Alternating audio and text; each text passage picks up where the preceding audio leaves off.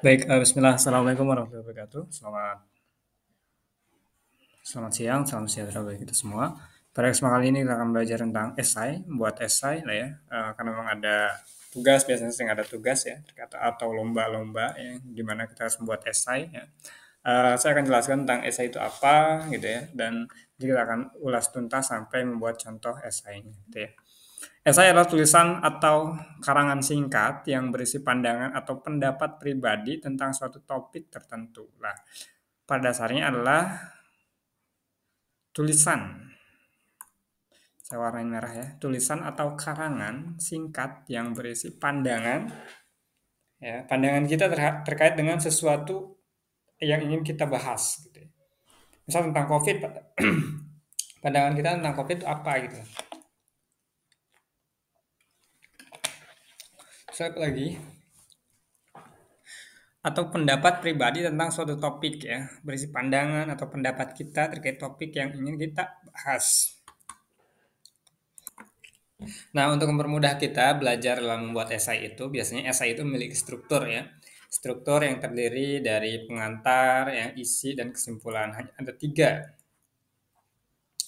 Pengantar, isi, dan kesimpulan. Dalam esai, penulisan menyampaikan argumen ya. Jadi, di dalam esai itu isinya itu penulis ya, kita sebagai penulis nantinya akan menyampaikan argumen atau pendapat kita atau penjelasan yang didukung oleh data atau contoh yang relevan gitu ya. Di sini ada cara membuat esai. Pilih topik. Kita harus tentukan nih topiknya, judulnya, apa yang ingin kita bahas, apa yang ingin kita buat gitu ya. Contohnya mungkin tentang apa ya? Kira-kira ada masukan? Contohnya tentang sukses terbesar dalam hidupku. Berarti kita akan menceritakan tentang hidup kita, ya, ceritanya. Atau menurut kita tentang sukses terbesar dalam hidup itu apa gitu ya. Atau apa, misal tadi tentang pertanian ya, pertanian di masa depan. Menurut kalian pertanian di masa depan itu akan seperti apa gitu ya.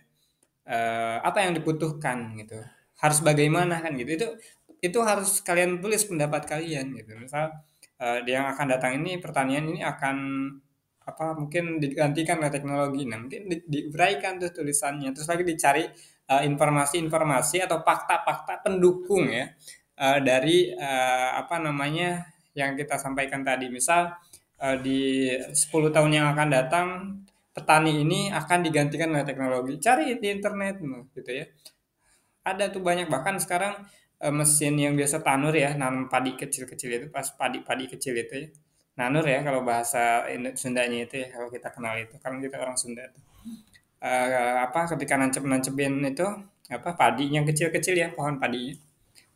Nah, itu kan membutuhkan tenaga ya kalau kita menggunakan manusia daya manusia. Tapi ketika apa namanya eh, ketika kita dengan robot ya atau enggak dengan teknologi ya bisa saja seperti itu bahkan banyak sekali ya. Sekarang itu di Jepang itu apa namanya pertanian itu udah canggih sekali nanam padi dia menggunakan teknologi dengan robot ya nyemprot hama dia menggunakan apa namanya robot juga menggunakan teknologi ya yang terbang itu tuh ya apa gitu namanya lupa tuh. Terus lagi apa namanya nyangkul juga mungkin dengan menggunakan robot yang menggunakan teknologi gitu ya. Terus lagi apa namanya em, apa namanya tuh kalau di itu babat ya babat juga menggunakan teknologi gitu ya. Terus lagi ngambil panen padinya juga menggunakan teknologi segala sesuatu menggunakan teknologi ya. Oke, contohnya begitu. Kita harus melakukan riset di situ. Nah, tadi kan misal tentang padi nih, petani di masa yang akan datang, di masa depan.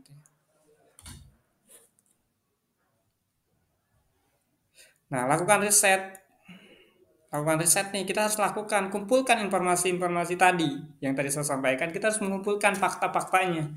Oh iya, di Jepang udah mulai dengan teknologi. Misalnya ada nih informasinya di internet gitu ya, cari-cari aja faktanya gitu dan seterusnya. Terus lagi apalagi data, tentunya data yang mendukung argumen yang kita tulis gitu ya.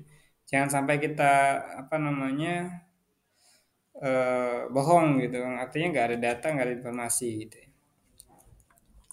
Nah, tentukan struktur. Nah, tadi tuh ada tiga struktur yang biasa kita gunakan untuk menulis suatu esai. Yang pertama ada pengantar, di mana isinya adalah menjelaskan topik utama ya dan memberikan gambaran singkat tentang apa yang akan dibahas. Tadi bahas tentang pertanian ya. Pertanian itu apa gitu ya. Gitu. Terus lagi biasanya ada kalimat tesis yang menjadi inti dari esai. Tesis itu pendapatnya gitu ya. Nanti kita berikan contoh. Isinya di sini kita mengembangkan argumen. Kalau diisi itu mengembangkan pendapat atau pandangan menyertakan contoh dan fakta pendukung. Nah, di sini tuh ada kalau diisi itu ada faktanya, fakta pendukung, ya, datanya, gitu ya, informasinya, gitu ya, contohnya. Tadi mungkin Jepang ya udah terjalin itu ya untuk penanaman padi dan seterusnya. Faktanya udah ada gitu. Mungkin ada videonya, ada gambarnya dan seterusnya gitu ya. Terus lagi apa? Mengembangkan argumen. Isinya itu tadi kan di esai itu ada tiga, ada pengantar di mana menjelaskan topik utama atau yang kita bahas, topiknya judulnya apa gitu. Kita jabarkan di situ. Terus isinya itu adalah mengembangkan argumen, mengembangkan pendapat atau pandangan untuk menyertakan contoh dan fakta yang mendukung gitu ya. Nah, kita mau berpendapat apa tapi diiringi dengan fakta atau data yang ada gitu ya. Terus kesimpulan di akhirnya. Kesimpulan itu arti dari kesimpulan itu memang penutup yang merangkum pandangan atau argumen yang telah disampaikan dan memberikan kesan akhir gitu ya. Nah, terakhir di sini ada buat draft, tulis esai berdasarkan struktur di atas. Tadi ada tiga ya. Ada apa tadi? Pengantar, isi, dan kesimpulan. Edit ya ketika kita mungkin salah bahasa atau alur yang kurang sesuai ya kita bisa edit-edit terus.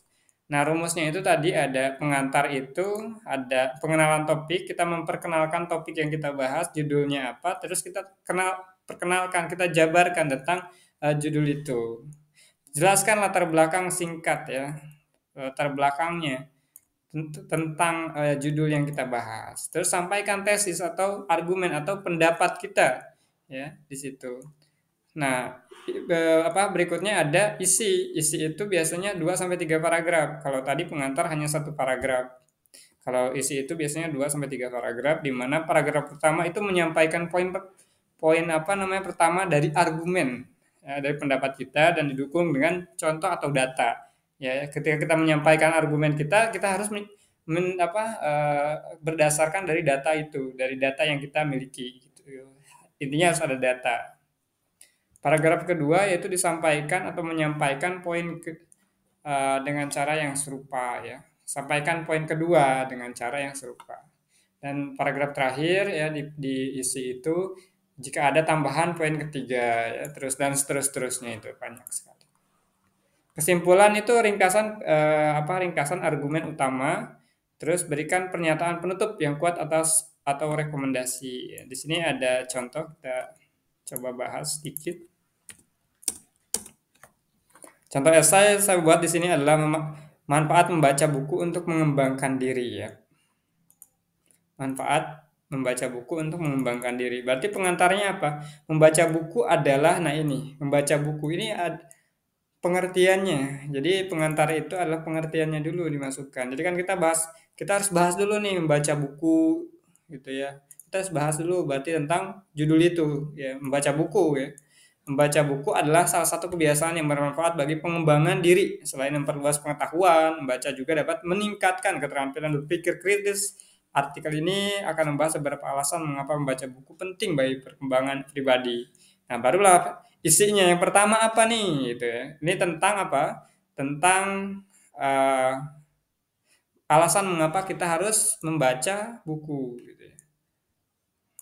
Dan perkembangannya apa untuk kita pribadi? Yang pertama ada membaca buku memberikan wawasan baru ya. Buku adalah sumber informasi yang kaya yang dapat membantu seorang memahami dunia dari perspektif yang berbeda. Contohnya apa? Membaca buku sejarah dapat memberikan kita pemahaman tentang peristiwa masa lalu dan bagaimana mereka membentuk dunia kita hari ini. Gitu. Nah, keduanya ya, membaca dapat meningkatkan keterampilan gitu. Saat ini kan kita bahas konteksnya adalah alasan mengapa membaca buku penting ya. Berarti apa? Satu, dua, tiga dan seterusnya kalau banyak. Nah, gitu ya.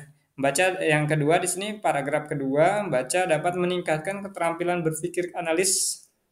Ketika membaca kita seringkali diajak oleh merenung ide-ide. Nah, di sini ada dua ya. Membaca dapat meningkatkan keterampilan berpikir analis. Nah, ini adalah pendapat kita. Contohnya ketika membaca, nah ini contohnya. Diajak untuk merenungkan ide-ide baru. Tadi diisi itu,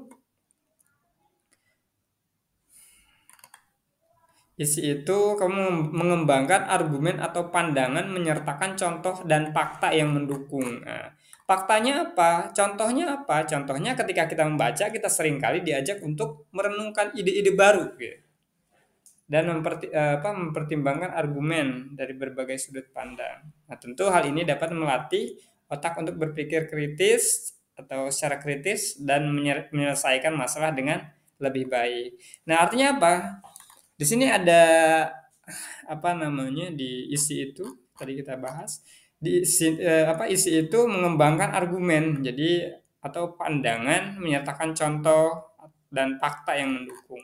Ya, ini mengembangkan argumentasi gitu ya, mengembangkan argumentasinya atau pendapatnya ya, disertakan dengan contoh ya. Di sini membaca dapat meningkatkan keterampilan berpikir analis. Contohnya ketika membaca kita sering kali diajak untuk merenungkan ide-ide. Yang pertama di sini membaca buku memberikan wawasan baru. Nah, contohnya apa? Contohnya membaca buku sejarah dapat memberi kita pemahaman tentang peristiwa masa lalu, bagaimana mereka membentuk dunia kita hari ini. Nah, itu contohnya kan gitu. Nah, contoh dan faktanya. Faktanya apa? Faktanya di sini buku adalah sumber informasi yang kaya ya, buku atau enggak membaca buku memberikan wawasan baru. Buku adalah sumber informasi yang kaya. Nah, ini yang dapat membantu seorang memahami dunia dari perspektif yang berbeda. Nah, ini adalah tadi? Adalah fakta. Ya, benar fakta. Buku adalah sumber informasi, betul. Ya, contohnya apa? Membaca buku sejarah ya karena memang konsepnya di sini adalah membaca buku memberikan wawasan baru ya. Ketika kita belajar A, berarti kita berwawasan baru tentang A itu gitu ya. Atau misal ketika kita belajar tentang bahasa ya, berarti kita akan apa eh, belajar tentang bahasa. Artinya wawasan kita akan bertambah terkait dengan kebahasaan yang kita pelajari gitu. Misal kita belajar bahasa Jepang, bahasa Korea, bahasa Inggris atau bahasa lainnya itu ya. Gitu. Nah, di sini kesimpulan itu adalah bagian penutup yang merangkum pandangan atau argumen yang telah disampaikan dan memberikan kesan akhir. Nah, kesimpulannya, secara keseluruhan membaca buku memiliki banyak manfaat, ya kan? Ya, ini mengapa alasannya baca buku penting bagi perkembangan kita, ya berarti manfaatnya kita bahas di sini. Berarti manfaat membaca buku eh, untuk pengembangan diri dan secara keseluruhan ya, membaca buku memiliki banyak manfaat untuk perkembangan diri. Dari memperluas pengetahuan, ya tadi juga dibahas, ada pengetahuan hingga meningkatkan kemampuan berpikir kritis. Nah, ini disampaikan kembali. Karena ini disebutnya adalah ringkasannya, rangkumannya. Kebiasaan membaca bisa membantu seorang menjadi lebih cerdas dan reflektif ya. Karena itu tentu penting untuk menjadikan membaca sebagai bahan dari kehidupan sehari-hari. Nah, ini contoh singkatnya ya, yang pendeknya. Yang penting teman-teman memahami dari pembelajaran yang kita pelajari ini ya. Semoga teman-teman paham ya. Nanti kita coba cari buat contohnya lagi ya, untuk untuk kita belajar. Di sini ada manfaat membaca buku untuk mengembangkan diri. Nah, berarti ini disampaikan juga di sini, membaca buku memiliki banyak manfaat, ya kan? Tadi di sini ada pertama memberikan wawasan baru, ya, meningkatkan keterampilan berpikir kritis, gitu ya, dan seterusnya. Oke, demikian itu saja teman-teman. Nanti kita lanjutkan kembali ya tentang contoh esai, membuat esai ya teman-teman. Demikian, terima kasih, tetap semangat dan mari upgrade diri kita. Terima kasih.